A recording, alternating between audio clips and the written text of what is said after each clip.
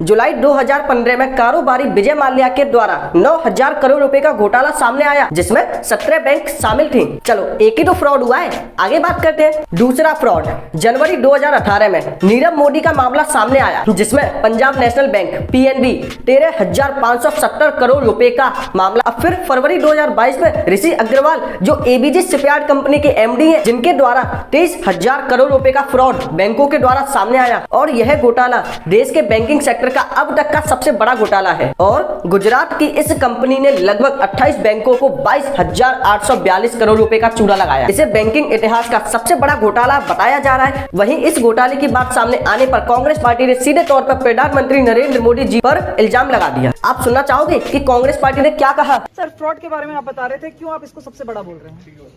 हिंदुस्तान के 75 साल के इतिहास का सबसे बड़ा बैंक घोटाला अब सामने आया है।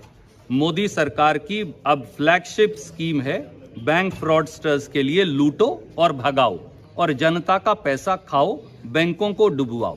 तो चलिएगा शुरू करते हैं विद डिकी टॉक। तो चलिए अब हम जान लेते हैं कि ABG शिपयार्ड कंपनी क्या है, इसकी शुरुआत कैसे हुई और इसके अंदर क्या क्या काम किए जाते हैं। ABG शिपयार्ड कंपनी एक शिप मैन्युफैक्चरिंग कंपनी है, जिसके अंदर शिप्स को बनाया जाता है, उनकी मरम्मत की जाती है। जितने भी आपके पानी वाले जहाज होते हैं, चाहे वो आपके किसी सेना के लिए बनाए गए हो, चाहे वो आपके प्राइवेट बनाए गए हो, उन सभी की जो मैन्युफैक्चरिंग है वो किसके अंदर होगी? आपकी ABG शिपयार्ड कंपनी, जिसका हेडक्वार्टर आपका गुजरात में है। इस कंपनी की शुरुआत की थी ऋषि अग्रवाल, जो इस कंपनी के MD हैं। तो बात है 1966 की, जब ऋषि अग्रवाल का जन्म हुआ था झारखंड में, और अपनी स्कूलिंग की पढ़ाई झारखंड से ही कंप्लीट की और अपनी ग्रेजुएशन को अमेरिका की एक यूनिवर्सिटी से कंप्लीट किया। लेकिन ऋषि अग्रवाल का सपना मुंबई आने का था और हमेशा से ही उन्हें शिपिंग से जुड़ा हुआ बिजनेस करना था। और इसी वजह से RS नकारा के मगडाला शिपयार्ड कंपनी को 8 लाख रुपए में खरीद डाला और बाद में इसी कंपनी का नाम ABG शिपयार्ड पड़ा। और रिपोर्ट के मुताबिक उनको पहला ऑर्डर उनके मामा ने ही दिया था, क्योंकि ऋषि अग्रवाल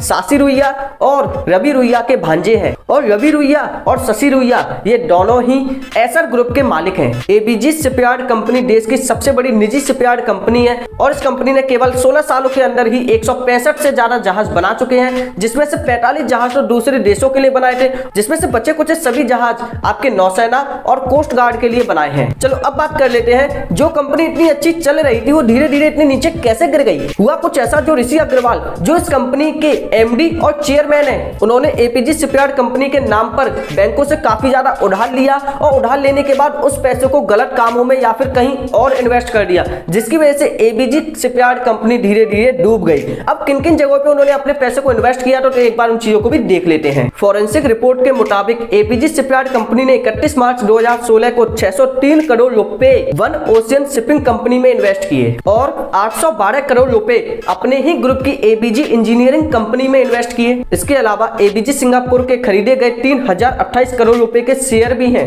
और इस फॉरेंसिक रिपोर्ट से यह पता चलता है कि बैंकों से द्वारा लिए गए ABG शिपयार्ड कंपनी के लिए पैसे, वो सभी पैसे इन जगहों पे खर्च कर दिए गए, जिसकी वजह से ABG शिपयार्ड कंपनी धीरे धीरे डूब गई। और इन्हीं सभी कारणों की वजह से एक प्रॉफिट मेकिंग कंपनी एक लॉस मेकिंग कंपनी बन गई। चलो अब बात कर लेते हैं कि ABG शिपयार्ड कंपनी ने किन किन बैंकों से कितना कितना उधार लिया है। 7,090 करोड़ रुपए ICICI बैंक से, 3,634 करोड़ रुपए IDBI बैंक से, 2,244 करोड़ पंजाब नेशनल बैंक से और 2,468 करोड़ रुपए SBI बैंक से और 1,128 करोड़ रुपए इंडियन ओवरसीज के बकाया है। यानी इन 6 बैंकों के ही 17,344 करोड़ रुपए बकाया है। इनके अलावा बाकी के 22 बैंकों के 5,108 करोड़ रुपए बकाया है। ABG शिपयार्ड कंपनी के डूब जाने से पूरे देश में क्या असर पड़ेगा? धीरे धीरे ABG शिपयार्ड कंपनी के जो शेयर्स हैं वो गिर जाएंगे। जितने भी आम लोग हैं जो अपने पैसे को क्या करते हैं, बैंकों में इन्वेस्ट करते हैं, रखते हैं, उनकी जो इंटरेस्ट रेट है वो धीरे धीरे आपकी कम हो जाएगी, क्योंकि बैंकों को भी तो पैसे यहीं से निकालने हैं। अब जो लेके भाग गया उसका क्या करना? उसकी जेब में थोड़ी ना कि आप निकाल लोगे। और हो सकता है कि यहाँ से BJP पार्टी की जो छवि है वो हल्की सी लोगों के प्रति कम हो जाए। और आप देख ही रहे होंगे कि शेयर मार्केट में किस तरीके से गिरावट आ रही है इस कंपनी के डूब जाने से। तो आपको यह छोटी सी नॉलेज कैसी लगी, कमेंट सेक्शन में जरूर बताना। नेक्स्ट वीडियो आपको किस टॉपिक के ऊपर चाहिए लिखना ना भूलिएगा।